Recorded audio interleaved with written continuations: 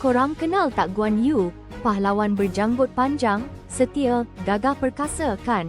Tapi, korang tahu tak? Ada satu rahsia besar tentang dia yang ramai tak tahu. Sebelum dia jadi dewa perang, ada satu peristiwa yang mengubah hidup dia. Ia bermula pada tahun 181 Masihi, dengan satu tindakan yang tak terduga.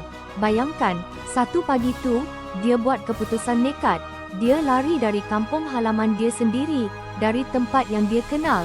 Dia tinggalkan segalanya, termasuk nama asal dia. Kenapa pula dia buat macam tu? Apa yang jadi sampai dia terpaksa Weng Ming Shuojun atau bermaksud melarikan diri ke Shuojun? Kisah-kisah lama kata, dia terlibat dalam satu insiden, mungkin membunuh seseorang yang jahat. Tapi, fakta sebenar masih misteri.